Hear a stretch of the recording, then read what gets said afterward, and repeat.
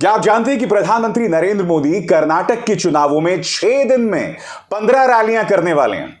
और न्यूज 24 की इस जानकारी के मुताबिक प्रधानमंत्री नरेंद्र मोदी 28 अप्रैल से 7 मई के बीच में कर्नाटक में रहेंगे। मैं आपसे पूछना चाहता हूं कि देश के प्रधानमंत्री का क्या काम है? क्या देश के प्रधानमंत्री का काम सिर्फ चुनाव लड़ना है? और सबसे बड़ा प्रश्न, प्रधानमंत्री जो कर्नाटक में रहने वाले हैं उसका खर्चा कहां से आने वाला है?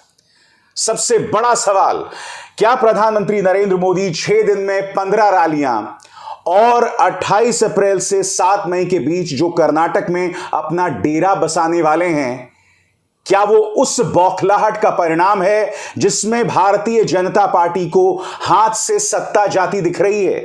जिस तरह की प्रतिक्रिया सिद्धरमैया, राहुल गांधी और प्रियंका गांधी वाड्रा को मिल रही है, क्या उससे बौखला गई है बीजेपी? इस कदर बौखला गई है कि देश के गृह मंत्री अमित शाह एक मंच पर खड़े होकर कहते हैं कि अगर हम सत्ता से गए और अगर कांग्रेस सत्ता में आ गई तो राज्य में दंगे शुरू हो जाएंगे।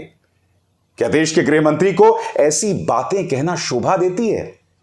मगर मैं आपको बतलाता हूं दोस्तों कि किस तरह से राहुल और प्रियंका के तीर निशाने पर लग रहे हैं, और यही वजह है इस बौखलाहट की।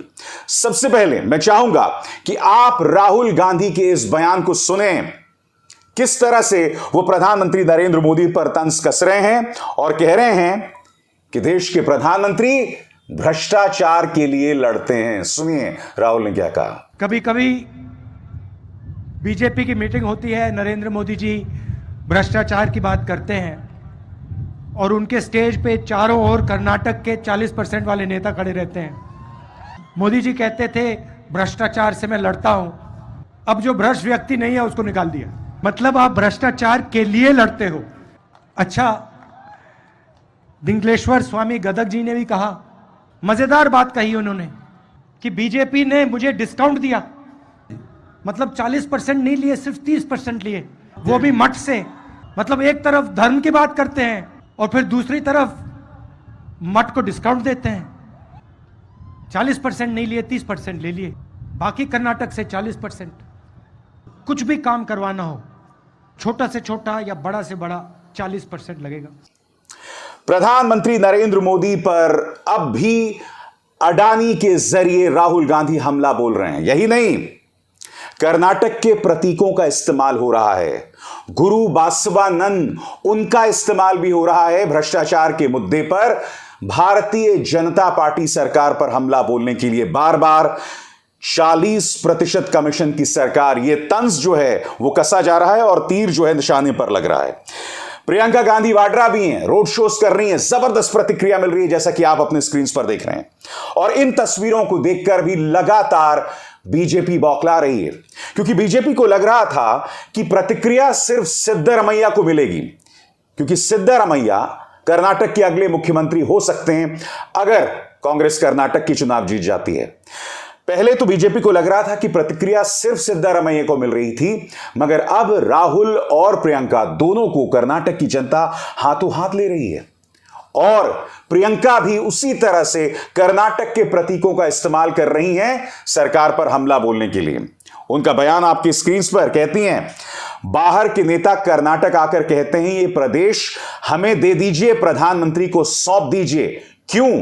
क्या बासवानंद जी और नारायण गुरु जी के बेटे और बेटियां आज प्रदेश खुद नहीं चला सकते? श्रृंगेरी में प्रियंका गांधी वाड्रा ने यह तंज किसी और पर नहीं, देश के गृह मंत्री अमित शाह पर कसा है। सुनिए वो क्या कह रही हैं। ऐसी सरकार जिसके बड़े बड़े मंत्री आकर आपको कहते हैं कि ये प्रदेश हमें सौंप दो, जो आपके उम्मीदवारों को आपके सामने खड़े होकर कहते हैं इनको छोड़िए, इनको मत पूछिए, अपना प्रदेश हमें दे दीजिए, प्रधानमंत्री जी को सौंप दीजिए।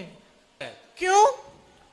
क्या श्री बसवंता जी के बेटे और बेटियां, कुवेम्पु जी के बेटी और बेटियां, नारायण गुरु जी के बेटी और बेटियां अपना प्रदेश अपने आप नहीं चला सकते? नंदिनी जैसी कॉरपोरेशन को किसने बनाया? किसने बनाया? आपने बनाया अपनी मेहनत से।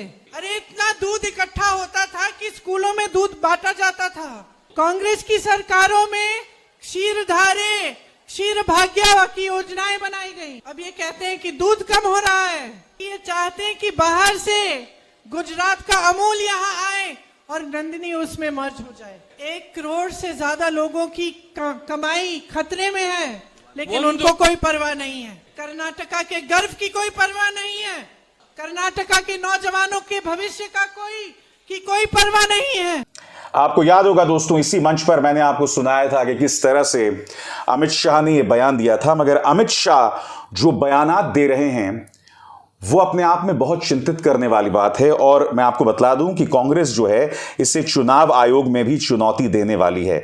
मैं आपको बतलाना चाहता हूं दोस्तों कि अमित शाह ने मंच पर खड़े होकर कहा था कि अगर कांग्रेस सत्ता में आ जाती है तो राज्य में दंगे होंगे। सबसे बड़ी बात, इस तरह की भविष्यवाणी देश के गृह मंत्री कैसे कर सकते हैं? और खासकर सुरक्षा के मुद्दों पर, पुलवामा में जो हुआ, ये तमाम मुद्दे हैं जो इस वक्त जिनके जवाब बीजेपी को देने चाहिए मगर वो नहीं देती है। इस तरह से क्या देश के गृह मंत्री को यह बयान देना शोभा देता है? जाहिर सी बात है दोस्तों, कांग्रेस अब इसे चुनाव आयोग में चुनौती देना चाहती है। पार्टी की प्रवक्ता सुप्रिया श्रीनेत ने क्या बयान दिया है आपके स्क्रीन पर। अमित शाह कहते हैं बीजेपी हारी तो दंगे होंगे, इसके खिलाफ हम कानूनी कार्रवाई भी कर रहे हैं और चुनाव आयोग भी जा रहे हैं। यह अलग बात है कि दंगाइयों को संरक्षण भाजपा देती है और अधिकांश दंगाइयों का अंत्योगत्वा, कोई लिंक भाजपा से कैसे निकल जाता है। तो चुनाव आयोग में कांग्रेस जो है इसे चुनौती देने वाली है। मगर दोस्तों दुख की बात यह है कि जैसे जैसे 10 मई की तारीख जो है करीब आ रही है, भारतीय जनता पार्टी के नेताओं के बयानात इसी तरह से जहरीले होते जा रहे हैं। देश के गृह मंत्री अमित शाह के शॉकिंग बयान को आपने सुना। KS ईश्वरप्पा जिन्हें टिकट नहीं मिली है, वो हर गुजरते दिन के साथ भड़काऊ बयान दे रहे हैं। आपकी स्क्रीन पर उनका यह बयान, न्यूज मिनट की इस खबर के मुताबिक KS ईश्वरप्पा ने कहा आपके स्क्रीन पर, हमें मुसलमान वोट नहीं चाहिए। याद कीजिए दोस्तों, एक मंच पर उन्होंने कहा था कि सड़क की परवाह ना करें, बिजली की परवाह ना करें, सीवेज की परवाह ना करें, मुद्दा यह है कि किस तरह से मुसलमान लड़के हिंदू लड़कियों को परेशान करते हैं। अब भारतीय जनता पार्टी खुलेआम इस तरह की जहरीली सियासत कर रहे हैं। और मैं दावे के साथ कह सकता हूं दोस्तों, जब प्रधानमंत्री नरेंद्र मोदी 28 अप्रैल को चुनावी रैलियां करेंगे और जब करीब 10 दिन तक वो कर्नाटक में रहने वाले हैं, मैं दावा कर सकता हूं दोस्तों कि प्रधानमंत्री और उनके भाषणों में भी कहीं ना कहीं इन चीजों की झलक मिलेगी। क्योंकि देखिए 10 दिन का समय बहुत होता है माहौल को बदलने के लिए। कई बार राज्यों के अंदर आखिरी 2 दिन में माहौल बदल जाता है, तो 10 दिन तो बहुत लंबा वक्त है। इसकी जमीन अभी से के ईश्वरप्पा और अमित शाह तैयार कर रहे हैं। कल्पना कीजिए जब प्रधानमंत्री उतरेंगे तब क्या होगा। और प्रधानमंत्री से मेरे कुछ और सवाल। सिविल सेवा दिवस पर आपने सिविल सर्वेंट्स के सामने एक भाषण दिया था जिसमें आपने कहा था कि अगर कोई राज्य देश का खजाना अपने निजी हितों के लिए करे तो आपको उस पर अंकुश लगाना चाहिए, आपको हमेशा सावधान रहना चाहिए। प्रधानमंत्री, मैं आपसे पूछता हूं, आप जो ये तमाम आधिकारिक समारोह कर रहे हैं, उसके जरिए आप भाजपा का भी प्रचार कर रहे हैं, इसके बारे में आपका क्या कहना है? कर्नाटक के अंदर ही किस तरह से प्रधानमंत्री के हर यात्रा में करोड़ों रुपए खर्च किए जा रहे हैं, जो सूचना के अधिकार के अंतर्गत हासिल हुआ है। एक एक करके जानकारी आपके सामने, इसकी जवाबदेही कौन देगा? जबकि प्रधानमंत्री मंच से कहते हैं कि अगर पार्टियां ये करें तो आप उन पर अंकुश लगाएं, मगर आप पर अंकुश कौन लगाएगा प्रधानमंत्री जी?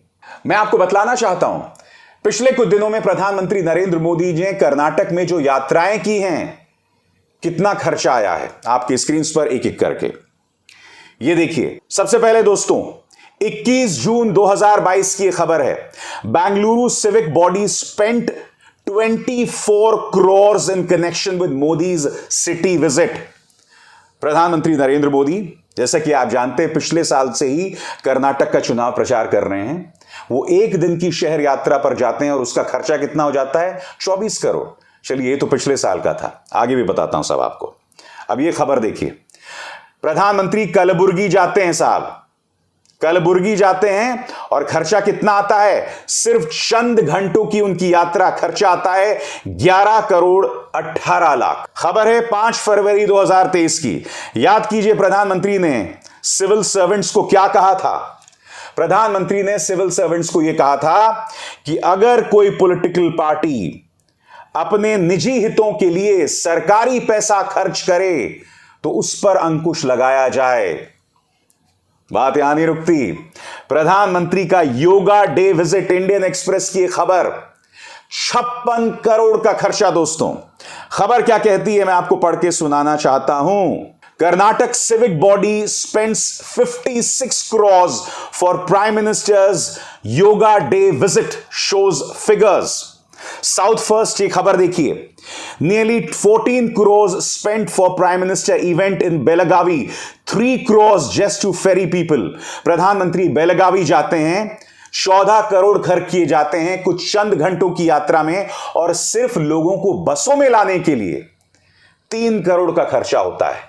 प्रधानमंत्री आईआईटी के धारवाड़ कॉम्प्लेक्स जाते हैं। दोस्तों आरटीआई के जरिए, सूचना के अधिकार के अंतर्गत, यह पता चलता है कि उसमें 10 करोड़ का खर्चा किया जाता है, और वहां पर भी कई लोगों को, लाखों लोगों को जो है बसों में लाया जाता है।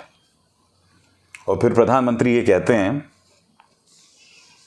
कि जब कोई पॉलिटिकल पार्टी अपने निजी हितों के लिए पैसा खर्चे तो उस पर निगाह रखो, मगर बीजेपी पर कौन निगाह रखेगा? प्रधानमंत्री जी, आप केरल जाते हैं, बहुत शानदार वस्त्र पहनते हैं, आप बहुत खूबसूरत लग रहे थे प्रधानमंत्री जी, ये कहने को आधिकारिक यात्रा थी। आप वहां पर रोड शो करते हैं, मगर फिर आपका चुनाव चिन्ह दिखाई देता है यहां पर। यह चुनाव आचार संहिता का उल्लंघन है। मैं जानता हूं चुनाव नहीं हो रहे वहां पे, मगर आप एक आधिकारिक समारोह पर गए थे, मगर बीजेपी का चुनाव चिन्ह आप वहां लगा रहे हैं। क्या कहना चाहेंगे आप इसके बारे में प्रधानमंत्री जी? टैक्स पेयर का पैसा इसी तरह से भारतीय जनता पार्टी के चुनाव प्रचार में जा रहा है। क्यों? क्योंकि बीजेपी को डर है कि कर्नाटक की सत्ता हाथ से ना निकल जाए। प्रधानमंत्री 10 दिन वहां रहने वाले हैं। नेता भड़काऊ बयान दे रहे हैं, नेता जहरीले बयान दे रहे हैं। मीडिया की निगाह यहां नहीं जा रही है। राहुल गांधी, प्रियंका गांधी वाड्रा का तीर एक के बाद एक निशाने पर लग रहा है। सिद्धारमैया की लोकप्रियता हर गुजरते दिन के साथ बढ़ती जा रही है। ऐसे में भारतीय जनता पार्टी को सत्ता में जाने का बस एक रास्ता दिखाई देता है कि किसी तरह से जनता को दो फाड़ कर दो।